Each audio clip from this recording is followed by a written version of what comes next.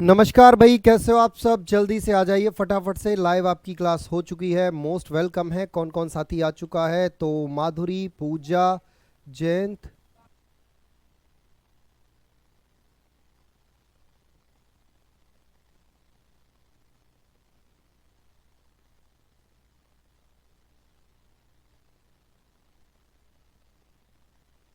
हाँ भाई, जल्दी से आइए फटाफट से। राधे राधे। गौतम कुमार, सरिता,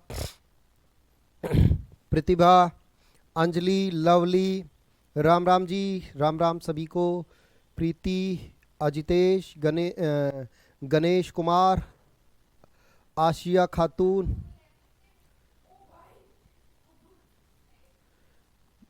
प्रणाम जी, बिहार की धरती से प्रणाम।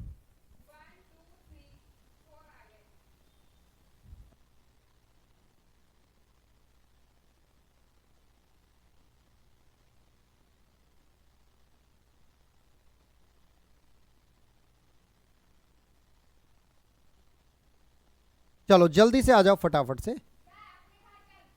हीरा भी आया है। ओके जी, हीरा कुमार मोस्ट वेलकम है भाई। चलो देखो भाई, मेरी बात सुनो। आज मैं थोड़ा सा चेहरा मेरा आपको काला काला दिख रहा होगा, तो उसका असर है कि आज एक नीचे वाली लाइट मैं नहीं जलाया हूँ। क्यों नहीं जलाया हूँ? इसलिए नहीं जलाया हूँ कि भैया लाइट नहीं आ रही है सुबह से, क्योंकि आज इंद्रदेव ज़्यादा प्रसन्न हो गए और इंद्रदेव प्रसन्नता के साथ एकदम धुआंधार बारिश कर दी है सुबह से। गली में पूरा पानी पानी हो रहा है। लाइट सुबह से आया नहीं है, तो भाई साहब सुबह भी वाली भी गिलास ऐसी गर्मी में ली थी। चलिए आज हम आपको पढ़ाते हैं बढ़िया सी आगे की कहानी। चलिए अब आप हेडिंग डालिए, structure of Cosmos. Structure of Cosmos, Cosmos यानी ब्रह्मांड की संरचना। ब्रह्मांड की संरचना, संरचना मतलब समझो इस बात को। देखो कल की क्लास की बात करें तो कल की क्लास में हमने ये पढ़ा था कि भाई ब्रह्मांड किसे कहते हैं, आकाशीय पिंड क्या होते हैं। वे आकाशीय पिंड जिनके पास अपना प्रकाश होता है तारे कहलाते हैं। तारों के द्वारा बनी आकृति नक्षत्र मंडल कहलाती है। ऐसा ही एक नक्षत्र मंडल है सप्तऋषि तारा मंडल। सप्तऋषि तारा मंडल में 7 तारों का समूह है और सप्तऋषि तारा मंडल की सहायता से ध्रुव तारे के बारे में पता लगाया जा सकता है। ध्रुव तारे के बारे में पता लगाया जा सकता है। ठीक है, प्रियंका जी ले लिया भाई। तो ध्रुव तारे के बारे में पता लगाया जा, उल्का पिंड क्या होते हैं, क्षुद्र ग्रह क्या होते हैं। फाइनली हम सौर मंडल के रेस्पेक्ट में हम कितना वैल्यू रखते हैं, ये सारी बातें कल हमने पढ़ लिया था। नहीं जी बहुत नहीं है, बहुत ज्यादा नहीं है, इस मंथ खत्म हो जाएगा। ठीक है भाई, चलो तो शुरू करें। आवाज नहीं, अब शांति से पढ़ो। देखो भाई, अगर बात की जाए स्ट्रक्चर ऑफ कॉस्मोस की तो ध्यान से समझो। स्ट्रक्चर ऑफ कॉस्मोस के लेके इस पे सबसे पहले जो रिसर्च किया वो किया था स्टडी बाय ग्रीक्स ने। यानी ब्रह्मांड कैसा है इस बात पे सबसे पहले जो रिसर्च किया वो किया था बाय ग्रीक्स ने। Bye study bye Greeks, study bye Greeks यानी सर्वप्रथम यूनानियों ने अध्ययन किया, यूनानियों द्वारा अध्ययन किया गया, या सर्वप्रथम यूनानियों ने अध्ययन किया। सर्वप्रथम यूनानियों ने अध्ययन किया, अध्ययन किया। भाई सबसे पहले क्या किया था, यूनानी लोगों ने अध्ययन किया। किस पर? जो आपका अगर बात की जाए तो ब्रह्मांड पर। इनके अकॉर्डिंग सबसे पहले, अब देखो यहां एक चीज समझना, यहां ये देखना, आज जो आपको मैं पढ़ा रहा हूं कि यूनानियों ने सबसे पहले अध्ययन किया, ये लोग कितने पीछे थे और हम कितने आगे थे। ऐसे बोलते हैं ना कि जी भारत विश्व गुरु है, तो भाई भारत को ऐसे हवा में ही विश्व गुरु नहीं था, कितना आगे था आज आपको ये बात पता चलेगी। देखो कैसे, समझो इस बात को। बात कब की है साहब? बात है, अगर ग्रीक्स की बात करूं मैं तो 2 चीजें हैं यहां पे, 2 चीजें हैं। देखो पहला, दूसरा। बात है कब की? बात है 140 एडी की, 140 ईसा पूर्व। मतलब नहीं, 140 ईसवी की बात है, ईसा पूर्व नहीं, ईसवी की बात है। यानी 140 ईस्वी में, यानी जो आज आप ग्रेगोरियन कैलेंडर पढ़ रहे हो उसमें कौन सा सन चल रहा है? 2024 चल रहा है अब, है ना।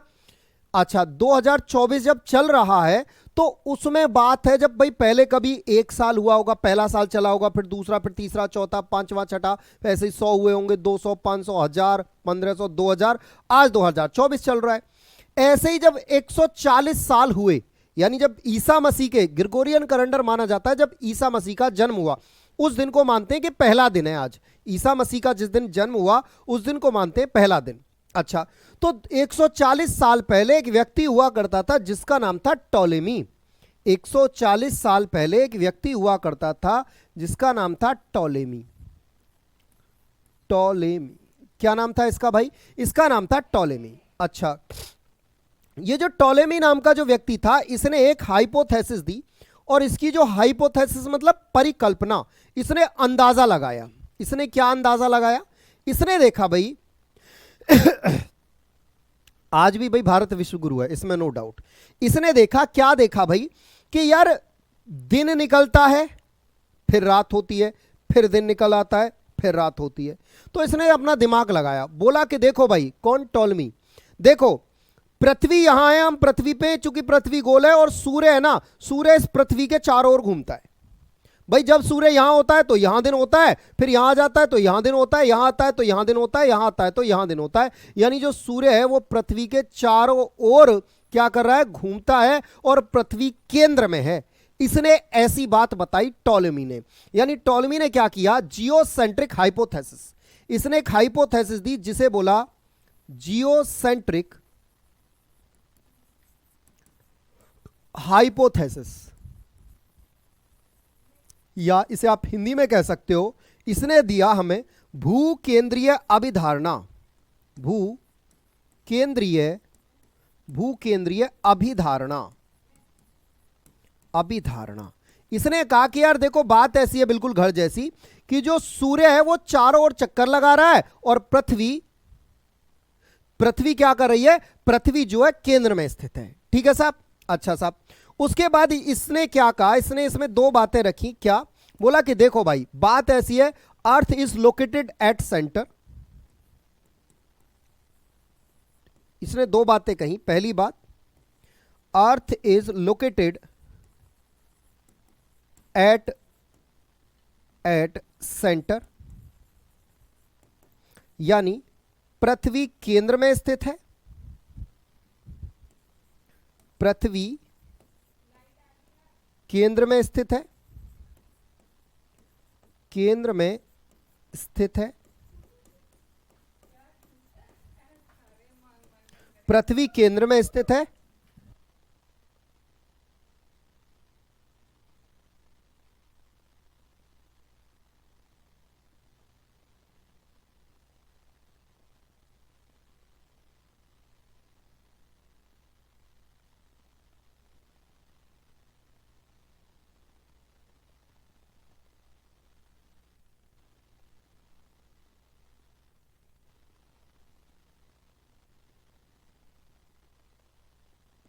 शांति से रहो। उसके बाद देखो फटाफट से, चलो भाई देखो, उसके बाद देखो, तो इसने ये बात बताई। और दूसरा बोला कि देखो यार, एक तो पृथ्वी केंद्र में और सूर्य चक्कर लगा रहा है, और क्या बोला? Sun is revolve around earth. Sun is, बोला कि भाई देखो, सन इज रिवॉल्व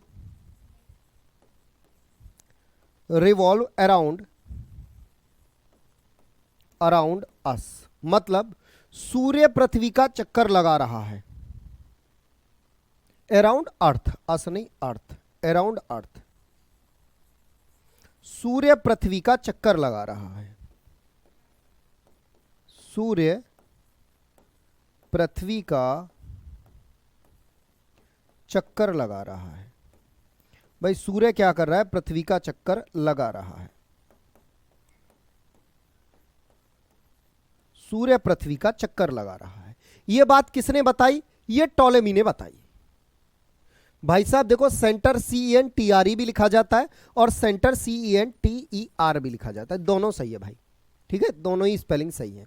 ठीक है, तो अब देखो फटाफट, अब देखो ध्यान से, यहां देखो ध्यान से। तो भाई अगर बात करें, ये बात किसने बताई? टॉलेमी ने बताई कि साहब देखो ऐसे ऐसे होता है। सबसे पहले ब्रह्मांड की संरचना, ब्रह्मांड की संरचना में सबसे पहले जो योगदान दिया वो माना जाता है ग्रीक्स का योगदान माना जाता है, यूनानियों ने अध्ययन इस पे किया सबसे पहले। उसके बाद आगे करें, अध्ययन के बाद बात करें तो अध्ययन के बाद जो सबसे पहले व्यक्ति आया 140 ईस्वी में टॉलेमी आया और आके बोला कि भाई देखो बात ऐसी है कि पृथ्वी बीच में और सूर्य पृथ्वी का चक्कर लगा रहा है। इसने क्या बोला? पृथ्वी बीच में और सूर्य पृथ्वी का चक्कर लगा रहा है। इसने बोला, किसने? टॉलेमी ने। अरे भाई पृथ्वी उल्टी क्यों घूमेगी? भाई तसल्ली तो सुनो मोनी, तसल्ली सुनो। चुपचाप से बातों को तुम अपना दिमाग लगाने लगते हो ज्यादा। अपना इतना दिमाग मत यूज करो, चुपचाप पहले जो समझा रहा हूं उस पर ध्यान दो। पृथ्वी उल्टी, अरे कुछ भी मतलब तसल्ली रखो। हाँ भाई, तो अब उसके बाद देखो ध्यान से, अब साहब देखो हुआ था क्या। अब एक व्यक्ति आता है, ध्यान से समझना, यहां एक व्यक्ति आता है और इस व्यक्ति का नाम था, बात कब की है? बात है कब की? बात है भाई 1543 ईस्वी की, 1543 ईस्वी की बात है। और एक व्यक्ति निकल के आता है और जिस व्यक्ति का नाम था कॉपरनिकस। 1543 ईस्वी में एक व्यक्ति आता है और इस व्यक्ति का नाम था कॉपरनिकस। कॉपरनिकस निकस। अब इस कॉपरनिकस बोला कि भाई देखो सुनो, ये जो टॉलेमी साहब जो बता के गए थे ना, अच्छा टॉलेमी कौन था? टॉलेमी एक चर्च का पादरी हुआ करता था। पहले जो ये मतलब साइंटिस्ट वगैरह हुआ करते थे ना, तो ये पादरी बाबा ये सब साइंटिस्ट टाइप के हुआ करते थे। जैसे आप चाणक्य को देखो, बराहमिहिर को देखो, तो ये सब एकदम, आजकल तो क्या है कि पादरी बाबा और ये जो है ना, ये ढोंगियों ने रूप ले लिया है। लेकिन पहले जो बाबा होते थे ना, वो एकदम साइंटिस्ट टाइप के होते थे। मतलब वो चारों वेदों के ज्ञाता हुआ करते थे, है ना। आगे देखो फटाफट से। तो अब कॉपरनिकस आया और बोला कि देखो भाई ये जो टॉलेमी साहब बता के गए हैं ना, ये गलत बात है। बोले अच्छा तुम बताओ सही क्या है? बोले सही ये है कि पृथ्वी बीच में नहीं है, सूर्य उसका चक्कर नहीं लगा रहा। बोले फिर क्या है? बोले बेटा उल्टा है। बोले उल्टा कैसे? बोले सूर्य बीच में और पृथ्वी उसका चक्कर लगा रही है, तभी दिन और रात होते हैं। यानी सूर्य यहां और पृथ्वी इस तरह से चारों ओर सूर्य के ऐसे घूम रही है। यानी इन्होंने एक हाइपोथेसिस दी और इनकी हाइपोथेसिस को बोला गया हेलियोसेंट्रिक हाइपोथेसिस। हेलियोसेंट्रिक, इनकी हाइपोथेसिस को बोला गया हेलियोसेंट्रिक हाइपोथेसिस।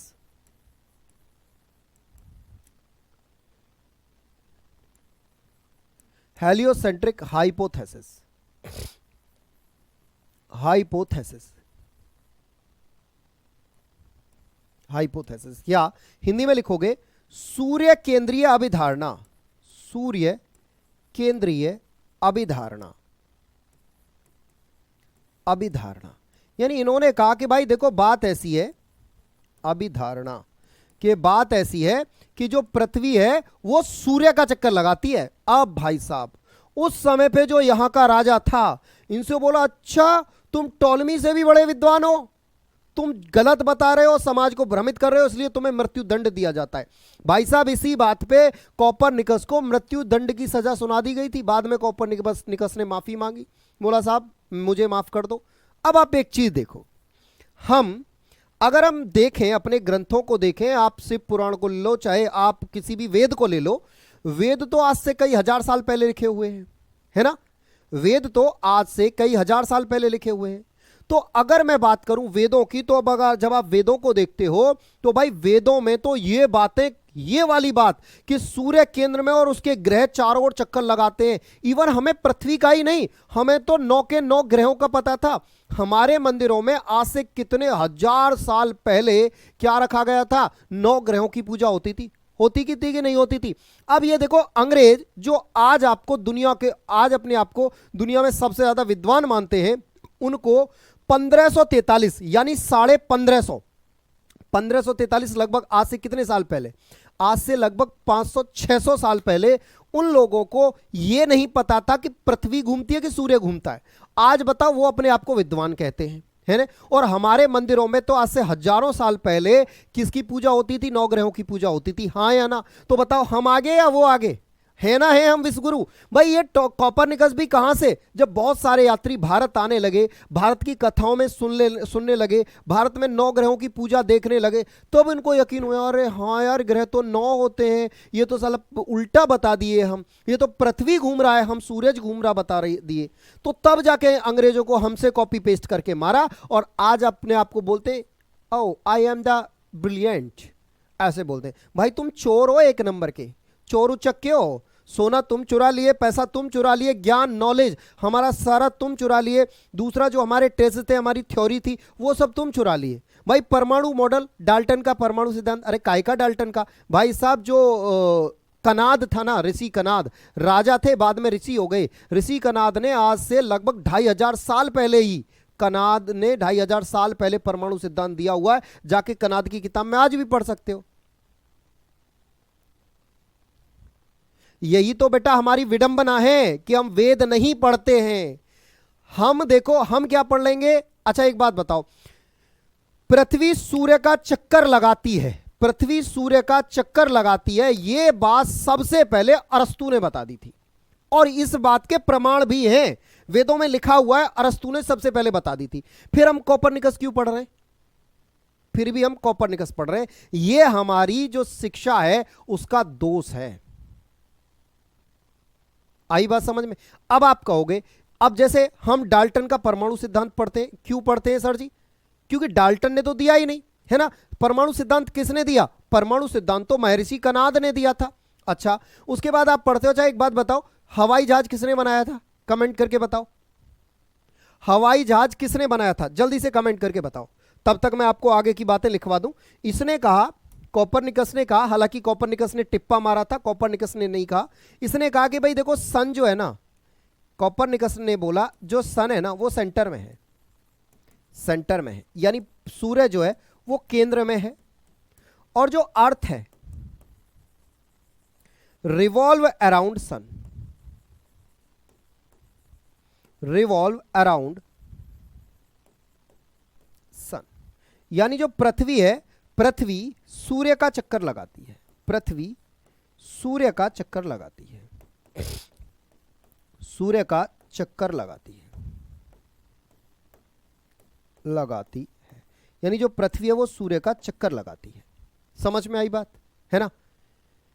हाँ भाई ये बताओ सर इतिहास में तो भारत का नाम होना चाहिए, ये तो कहीं नहीं बेटा। इतिहास लिखने वालों ने कि अब देखो जैसे मैं इतिहास लिख रहा हूं तो मैं जिसको सपोर्ट करूंगा, जिसे मैं राजा मानता हूं उसी को। राइट ब्रदर ने देखो इतने सारे नाम आ गए, right brother, right brother, right brother, यही तो है भैया, यही तो दिक्कत है।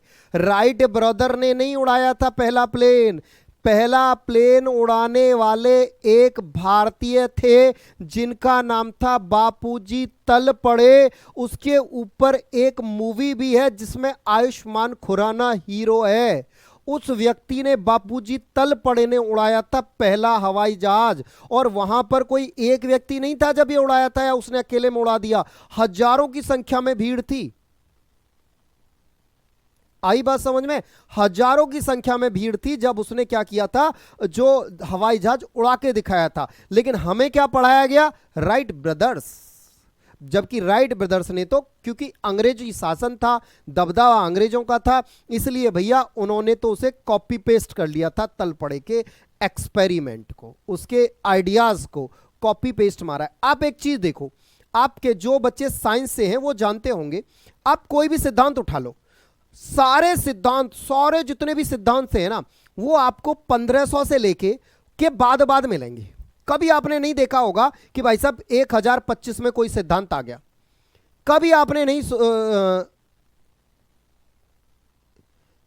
नहीं सुना होगा कि भाई साहब 825 में अंग्रेजों ने यह सिद्धांत दिया, क्योंकि 825 तक तो है ना ये नंगे घूमते थे, इनके पास पहनने के लिए कपड़े नहीं थे, भाषा नहीं थी इनके पास कोई।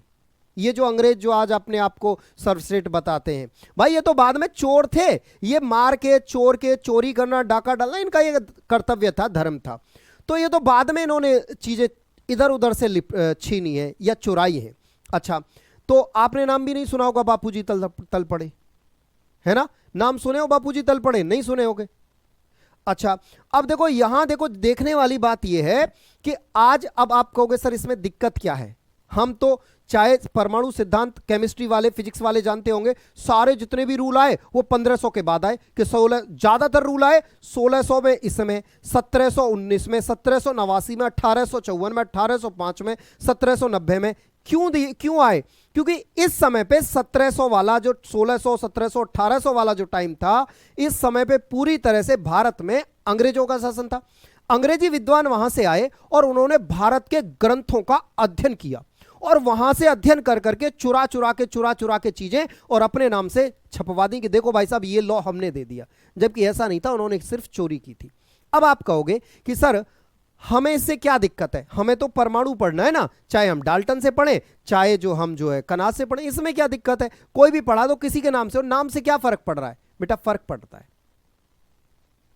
क्यों पड़ता है समझिए, क्यों पड़ता है? इसलिए पड़ता है, नाम से फर्क इसलिए पड़ता है। मान के चलो जब आप कनाद नहीं पढ़ोगे, आप क्या पढ़ोगे? आप डाल्टन पढ़ोगे, आप रदरफोर्ड पढ़ोगे, आप आइंस्टाइन पढ़ोगे, आप कोपरनिकस पढ़ोगे, है ना? जब ये सारी चीजें आप पढ़ोगे,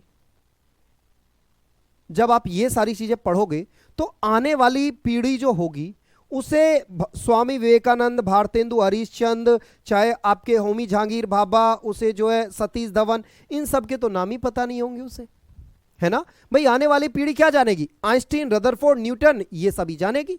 तो उसके दिमाग में क्या आएगा? उसके दिमाग में एक थॉट प्रोसेस जनरेट हो जाएगा कि यार भारत के लोगों ने तो कुछ किया ही नहीं है, मतलब भारत के लोग तो बेकार थे, उनमें अकल नहीं था, दिमाग नहीं था, जो दिमागदार थे वो तो सब यूरोप वाले थे। तो बच्चे यूरोप वालों को ही अपना आइडल मानने लगेंगे। जब आइडल मानने लगेंगे उनको, तो उनके जैसा ही पहनावा पहनेंगे, भाषा बोलेंगे, संस्कृति अपनाएंगे, यानी कहीं ना कहीं हमारी जो सभ्यता है, हमारी जो संस्कृति है, उसका क्या हो जाएगा? मूल नाश हो जाएगा। आई बात समझ में? देखो आप में से बहुत सारे, ऐसा हो सकता है बहुत सारी महिलाएं होंगी, उनसे मैं स्पेशली ये कहूंगा कि मैं मानता हूं भाई आप अपने बच्चों को इंग्लिश मीडियम में पढ़ाइए, नथिंग, कोई दिक्कत नहीं है, बढ़िया से एजुकेशन दिलाइए, लेकिन उसके साथ साथ ऐसा ना हो कि आपके बच्चे राम को ही ना जाने, आपके बच्चे स्वामी विवेकानंद को ही ना पहचाने, आपके बच्चे कृष्ण को ही ना जाने, आपके बच्चे हिंदी को ही ना जाने, आपके बच्चे जो रामधारी सिंह दिनकर को ही ना जाने, आपके बच्चे सुमित्रा नंदन पंत को ही ना जाने, आपके बच्चे गोविंद बल्लभ पंत को ही ना जाने, आपके बच्चे जो है अब्दुल कलाम को ना जाने। ऐसा नहीं होना चाहिए। आई बात समझ में?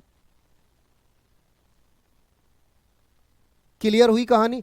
तो ये आपकी जिम्मेदारी है कि गीता का ज्ञान, रामायण का ज्ञान, मैंने अभी स्टोरी पे लगाया था, कुछ ये कहते हैं लोग कि जी धर्म पाखंड है और जो ये पूजा अर्चना करना पाखंड है। भाई हमारा जो सबसे मतलब हम मानते हैं ना, एक आइडियल ग्रंथ जो मानते हैं वो भगवत गीता को मानते हैं।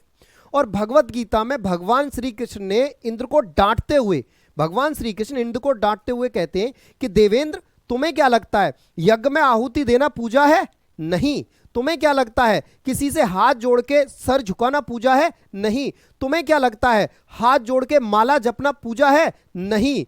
वो श्री कृष्ण बताते हैं कि पूजा तो कर्म है, किसी जो जिसको जरूरत हो, जरूरतमंद की सहायता करना पूजा है, कर्म करना पूजा है, निस्वार्थ कर्म करना पूजा है। ऐसा श्री कृष्ण ने सीधा गीता में कहा है। 140 है भैया, 140 है, 444 नहीं, 140 है। तो ये सीधा सीधा सा कहा है गीता में कृष्ण ने कहा है कि भाई कर्म ही पूजा है। एक टैग लाइन है, कर्म ही पूजा है, कर्मण्यवाधिकारस्य मां फलेतु कदाचनम। भाई उन्होंने साफ साफ बोला है। तो फिर यार ये हमारे धर्म में वो कहां से आ गई कि भाई भगवान को मानो और भगवान अपने आप कर देंगे? भगवान ने कहीं कहीं कहा ही नहीं है कि भाई साहब कर्म मतलब मेरी पूजा करो, नहीं, कहीं नहीं कहा। आप मुझे एक लाइन दिखा दो जहां किसी भगवान ने किसी ग्रंथ में यह कहा हो कि आप मेरी पूजा करो, नहीं। भगवान ने कहा है, भगवान श्री कृष्ण ने गीता में साफ साफ कहा है कि भैया सिर्फ और सिर्फ कर्म करो, कर्म प्रधान बताया है कि अगर आपकी किस्मत में नहीं है ना कोई चीज और अगर आप कर्म करते हो तो भी आपको वो मिल जाएगी। ठीक है, मेरे ही नाम से है भाई आईडी, अमित तोमर के नाम से, AMITTOMAR। चलिए अब आ जाइए बाकी आगे की कहानी पे। ठीक है, तो ये बात समझ में आ गई। तो अंग्रेज कुलजमा बात ये एकदम दिमाग में अपने में बिठा लो कि ये लोग चोर थे, कोई आविष्कार ये नहीं किए, कोई बुद्धिमान व्यक्ति नहीं थे, ये एकदम एक नंबर के चोर थे। हाँ भाई पढ़े हैं तभी तो आपको ये उपदेश दे रहा हूं। टाइम नहीं है क्योंकि वरना बताता सारी चीजें। चलिए आगे बढ़ते हैं। अब आप हेडिंग डालेंगे फटाफट से, गैलेक्सी, हेडिंग डालेंगे गैलेक्सी। आज देखो आपको पूरा तारों के शहर में ना ले जाऊं ना तो नाम बदल देना, आकाश गंगा, आकाश गंगा। आज की देखो गारंटी है, अगर आज की क्लास में मैंने आपको इतना ज्ञान ना दे दिया कि आप अपने आप को फील ऐसे ना करवा दिया कि आप तारों में हो, तो नाम बदल देना, बशर्ते आपको बहुत शांति से, बहुत संयम से, बहुत पेशेंस के साथ क्लास देखनी होगी। चलिए आगे देखते हैं, आगे देखिए फटाफट से। आकाशगंगा क्या है? तो ये है सर ग्रुप ऑफ स्टार। भाई कल मैंने बताया था आकाशगंगा क्या है, group of star, group of star यानी तारों का समूह, तारों का समूह। तारों का समूह क्या कहलाता है? बोले सर जी आकाशगंगा कहलाता है। आप कल भी बताए थे, मैंने कहा चलो बढ़िया है। अगर हम बात करें अवर ओवन गैलेक्सी, अवर ओवन गैलेक्सी, या इसे यूं कहें हमारी अपनी आकाशगंगा, हमारी अपनी आकाशगंगा, हमारी अपनी आकाशगंगा यानी वो आकाशगंगा जिस आकाशगंगा में हम रहते हैं, वो आकाशगंगा जिस आकाशगंगा में हम रहते हैं उसका नाम है भाई क्या, मिल्की वे। उसका नाम क्या है, उस आकाशगंगा का नाम क्या है भाई? उसका नाम है मिल्की वे, मिल्की वे, या हिंदी में बोलते हैं जिसे हम दुग्ध मेखला, दुग्ध मेखला, मेखला यानी जो हमारी आकाशगंगा है उसका नाम है दुग्ध मेखला या मिल्की वे। अब ये नाम कहां से आया, दुग्ध मेखला या मिल्की वे? ये जो नाम आया ना मिल्की वे, ये नाम ऐसा लगता है जैसे आकाश में तारों की एक नदी बह रही हो, वहीं से नाम आ गया मिल्की वे। आ गई बात समझ में? अच्छा साहब, इस मिल्की वे की शेप कैसी है? मिल्की वे जो आकाशगंगा है इसकी शेप कैसी है, आकृति कैसी है? तो भाई जो इसकी जो शेप है ना, या इसकी जो आकृति है वो है स्पाइरल। इसकी आकृति कैसी है? आकृति की बात करें वो है स्पाइरल,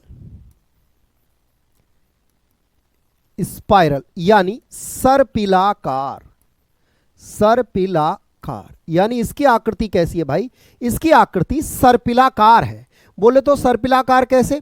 सर्पिलाकार ऐसे, सर्पिलाकार ऐसे कि जैसे आपका एक कॉपी आता है ना बाइंडिंग वाला रजिस्टर, देखो मेरा रजिस्टर होगा कोई, हाँ ये रहा, जैसे देखो ये रजिस्टर है, इसमें बाइंडिंग हुई होती है ना, यहाँ ये ऐसे गोल गोल गोल गोल स्प्रिंग जैसा, तो कुछ स्प्रिंग जैसी ही अपनी आकाशगंगा है, जिसे हम क्या बोलते हैं? जिसे हम बोलते हैं भाई सर्पिलाकार आकाशगंगा। इसी को बोला जाता है दुग्ध मेखला।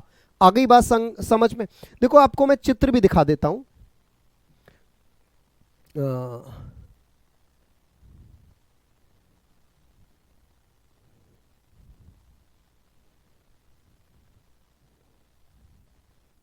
मिल्की वे गैलेक्सी देखो इस तरह से है, सर्पिलाकार, देखो इस तरह से है।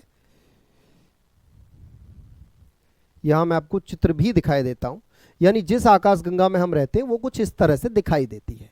ठीक है भाई, दिख गई? देखो इस तरह से, यानी यहां देखो और ऐसे ऐसे ऐसे ऐसे स्प्रिंग टाइप दिखाई देती है। इसे बोलते हैं मिल्की वे यानी दुग्ध मेखला। ठीक है भाई, चलिए इससे आपके इसी पर चिपकाए देता हूं मैं, यहां आराम से इसे जब जरूरत हो तब देख लेना। तो इस तरह से ये हुई मिल्की वे यानी सर्पिलाकार जो हमारी आकाशगंगा है। ठीक है, आगे बढ़ते हैं फटाफट से। उसके बाद आगे बढ़े तो इसका जो, अब अगर इसमें बात करूं तो क्या क्या है इस आकाशगंगा में, है क्या क्या? अब देखो ध्यान से, सबसे पहले तो इसमें एक सेंटर होता है। सबसे पहले इस आकाशगंगा में क्या होता है? एक सेंटर होता है। ठीक है भाई, एक हुआ सेंटर। उसके बाद इस सेंटर के अलावा इसमें क्या होता है, ध्यान से समझना। इस सेंटर के अलावा इस आकाशगंगा में 3 रोटेटरी आर्म होते हैं। इस आकाशगंगा में क्या होता है भाई? इस आकाशगंगा में 3 घूर्णन भुजाएं होती हैं। इस आकाशगंगा में 3 घूर्णन भुजाएं होती हैं। मतलब देखो इस तरह से, यानी एक ऐसी ये 3 घूर्णन भुजाएं होती हैं इस तरह से, और प्रत्येक भुजा में जो होते हैं वो होते हैं स्टार। स्टार जो होते हैं यानी जो तारे जो होते हैं वो मूविंग कंडीशन में होते हैं, यानी तारे प्रत्येक अवस्था में, प्रत्येक भुजा में गति की अवस्था में होते हैं।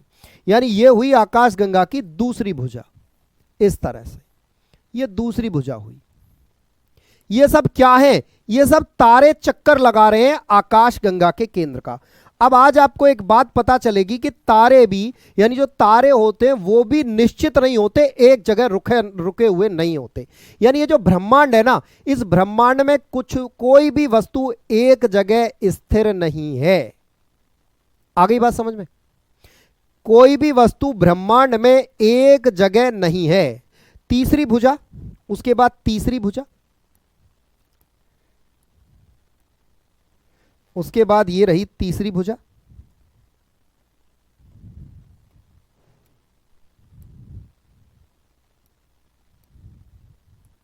ठीक है, ये रही आकाशगंगा की तीसरी भुजा।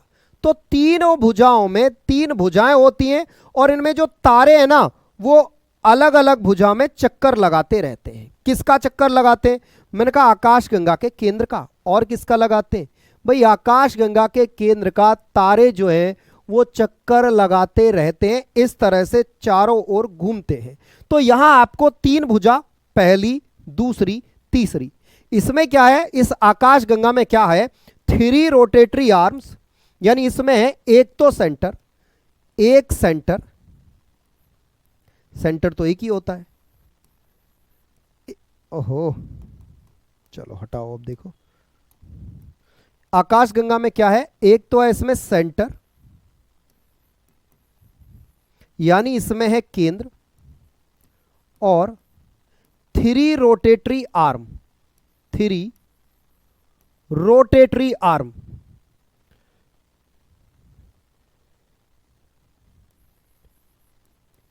रोटेटरी आर्म यानी 3 घूर्णन भुजाएं, 3 घूर्णन भुजाएं। ठीक है भाई, एक केंद्र है और इसमें 3 घूर्णन भुजाएं, और star are in moving condition. ये जो स्टार है वो क्या है?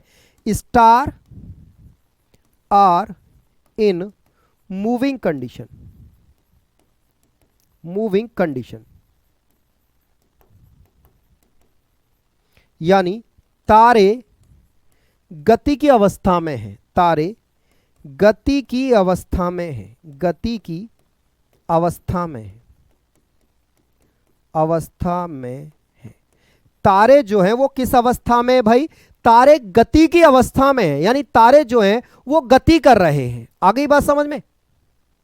अब ध्यान से सुनो, सन भी है, तसल्ली रखो, सन भी गति कर रहा है भाई, सन भी गति कर रहा है। अब पूरा खेला बताता हूं क्या होता है। देखो आकाशगंगा में बहुत सारे तारे, एक जो नए तारे का निर्माण होता है वो आकाशगंगा की बाहरी भुजा में होता है, यानी यहां एक नए तारे का निर्माण होता है। कैसे होता है, किससे होता है, किस मेटल का तारा बना होता है, सब बताऊंगा, लेकिन फिलहाल आप ऐसे समझ लो यहां एक नया तारे का जन्म हुआ।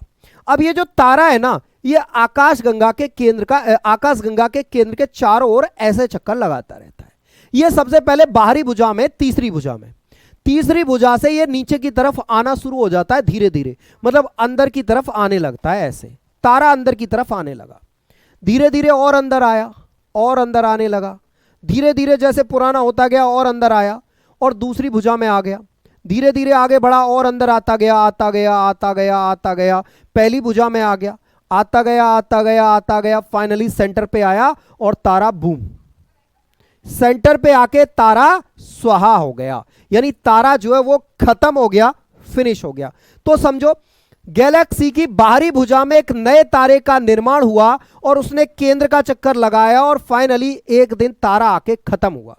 हमारा जो सूर्य है वो है मिडिल एज स्टार। अब बात आती है सर क्या सूरज भी इन्हीं में है? बिल्कुल इन्हीं में है, हमारा सूर्य भी इन्हीं में है। सूर्य को बने हुए 4.5 बिलियन साल हो गए, यानी सूर्य अपनी आधी जिंदगी तय कर चुका है, सूर्य की आधी जिंदगी बाकी है। बोले सर फिर सूर्य कहां है? मैंने कहा सूर्य को कहा जाता है मध्य अवस्था का तारा, यानी सूर्य इस गैलेक्सी की दूसरी भुजा में है, सूर्य कहां है? दूसरी भुजा में है, और दूसरी भुजा में सूर्य भी चक्कर लगा रहा है, और चक्कर लगा लगा के एक दिन सेंटर पे आएगा और सूर्य भी स्वाहा हो जाएगा। बोले सर सूर्य के साथ हम कहां जाएंगे? मैंने कहा हम भी सूर्य के साथ ही होंगे। बोले ओ, मतलब हम भी निकल लेंगे? मैंने कहा हम छोड़ो, पृथ्वी शनि बुध शुक्र सब कुछ खत्म हो जाएगा।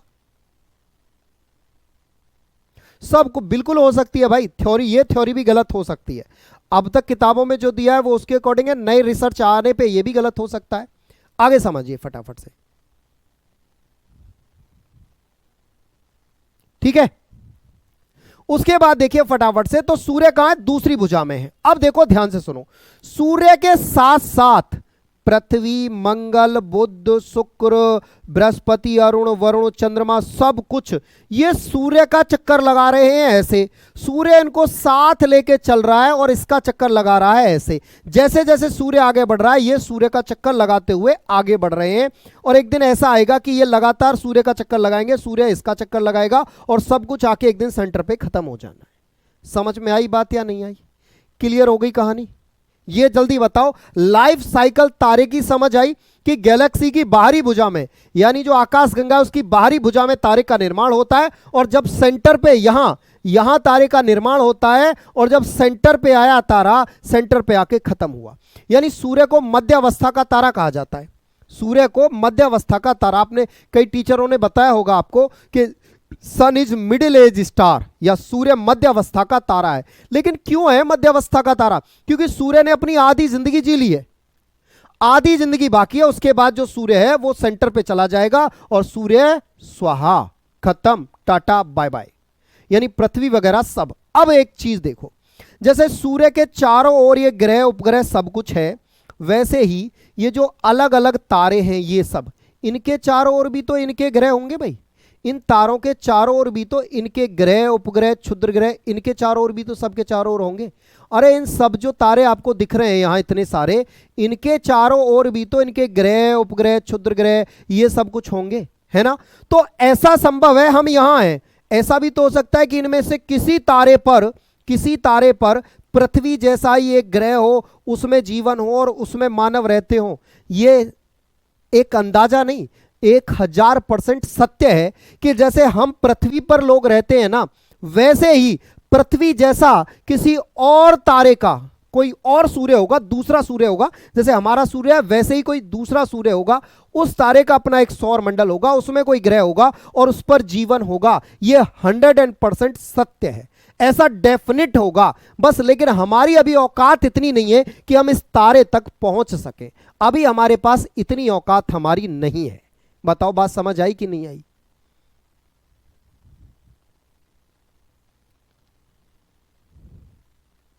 जल्दी से बताओ फटाफट से। हाँ जी, दुनिया को विनाश की ओर माना जा रहा है, हम तो उससे पहले ही विनाश की ओर निपट लेंगे। अरे चिंता मत करो, चिंता मत करो, हम ना ये सूर्य के यहां जाने से पहले ही हम निपट लेंगे। बोले सर कैसे निपट लेंगे? भाई साहब आजकल आप देख नहीं रहे हो, बाढ़ आ रही है, पहाड़ टूट रहे, भूकंप आ रहे हैं, सूखा पड़ रही है, पानी की कमी हो रही है, तो हम उससे पहले ही निपट लेंगे। पृथ्वी को हम इतना जहरीली बना देंगे कि उससे पहले ही निपट लेंगे। भाई देखो, एक ये बालिका है माला सिंह, पता नहीं पिछले आधा घंटे से ज्यादा क्लास हो गई है, उनका एक ही क्वेश्चन आ रहा है, इसका मतलब आप पढ़ तो रहे ही नहीं हो बेटा, ये बहुत गलत है। नहीं बेटा, ब्लैक होल नहीं कहते, ब्लैक होल भी बताऊंगा, वो आगे का प्रोसेस है, ब्लैक होल भी आएगा, चिंता मत करो। इतने सारे सूर्य होने के बाद भी सिर्फ एक ही सूर्य क्यों होता है? बेटा एक सूर्य नहीं होता, वो जो सूर्य हमें चमकता है ना, वो सबसे नजदीक है हमारे। बाकी जो आप तारे देख रहे हो ना, जितने भी तारे देखते हो वो सब सूर्य ही है। आप आसमान में रात को जितने तारे देखते हो ना, वो सब सूर्य ही है। बस अंतर ये है कि वो हमसे बहुत दूर है। अब हमारा सूर्य तो ये है, देखो आप यहां हो, मान के चलो सपोज दैट हमारी पृथ्वी ये रही, ठीक है, हम यहां हैं, हमारा नजदीक का तारा ये, तो ये हमें बड़ा दिखता है। अब बाकी ये जो तारे हैं ना, ये सब हमसे दूर दूर हैं, इसलिए हमें छोटे दिखते हैं। अब इन तारों की भी कोई पृथ्वी होगी? कोई मंगल होगा, कोई बुध, हो सकता है उन्होंने कुछ और नाम रख लिए हो भाई, जैसे हमने पृथ्वी, मंगल, बुध, शुक्र ये रखे हैं, हो सकता है इन लोगों ने यहाँ कोई और नाम रख लिया हो, यहाँ भी कोई पृथ्वी होगी, यहाँ भी कोई पृथ्वी होगी, पृथ्वी होगी मतलब पृथ्वी जैसा कोई ग्रह होगा, उस पर हमारे और आपके जैसे लोग रहते हो, संभवतः हमारे और आपके जैसे ना हो, उनके पूरे शरीर पर बाल हो, ऐसे लोग रहते हो, मतलब कुछ ना कुछ तो होगा ही, ये तो निश्चित है। चलिए, उम्मीद करता हूं आपको बढ़िया बात समझ में आ गई होगी। जल्दी से बताओ अगर समझ में आ गई है तो फिर मैं आगे की कहानी, आगे का प्रोसेस शुरू करूं। भाई देखो, ईमानदारी से बताऊं ना, आज लाइट आ नहीं रही है और गर्मी के हमारे हालत खराब हो रही है। जल्दी बताओ, इतनी बात समझ आई? इसमें कोई डाउट है तो पूछो। ऐसा कैसे सर, एक ये अलग दुनिया कहां पर हो सकती है? पूरी दुनिया में हम लोग नहीं भाई, हम लोग नहीं है, हम केवल जो हमारा सूर्य है ना, हमारा वाला सूर्य, हमारे वाले सूर्य में 8 ग्रह हैं, हमारे वाले सूर्य के पास 8 ग्रह हैं जो इसका चक्कर लगा रहे हैं।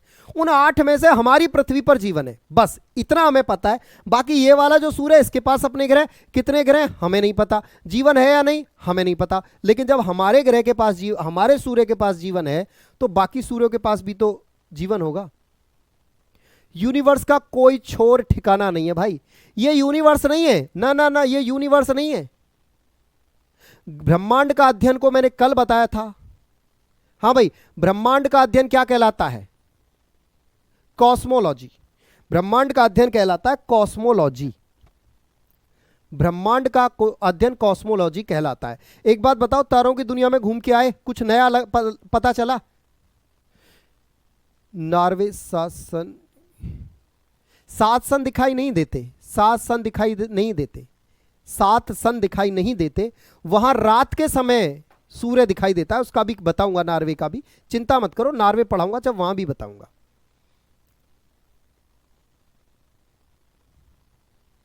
दिन में क्यों दिखता है? दिन में बेटा इसलिए दिखता है, ऐसे समझो, देखो मैं दिन में इसलिए दिखता है, मान के चलो, देखो ये पृथ्वी है, ये सूर्य है, मान के चलो मेरे मोबाइल की जो टॉर्च चल रही है सूर्य है, ये पृथ्वी है। आप पृथ्वी पर यहां हो आप पृथ्वी पर, ठीक है, यहां हो तो सूर्य का प्रकाश आपके ऊपर पड़ रहा है, दिन हो रहा है, लेकिन पृथ्वी घूम गई ऐसे और पृथ्वी ऐसे आ गई। अब सूर्य का प्रकाश यहां है और आप कहां हो? आप इस साइड हो, तो इस साइड आ ही नहीं रहा है सूर्य। बेटा सूर्य कभी नहीं छिपता है, सूर्य ऐसा नहीं कि छिप जाता है, नहीं, सूर्य हमेशा वही रहता है, ऐसा ही रहता है, बस हमारी पृथ्वी घूम के बदल जाती है। हाँ जी, हमारा सूर्य एक ही है, बाकी सूर्य के जैसे असंख्य सूर्य आकाशगंगा में है। आई बात समझ में? हमारा सूर्य ये एक है, लेकिन इसके जैसे हजारों लाखों करोड़ों सूर्य आकाशगंगा में है और करोड़ों आकाशगंगा ब्रह्मांड में है। अब लगा लो ब्रह्मांड कितना बड़ा है, समझ गए? चलिए जी, असंख्य तारे भैया, काउंटेबल नहीं है, काउंटेबल नहीं है कितने तारे। चलिए अब आगे बढ़ते हैं, फटाफट से आगे देखिए।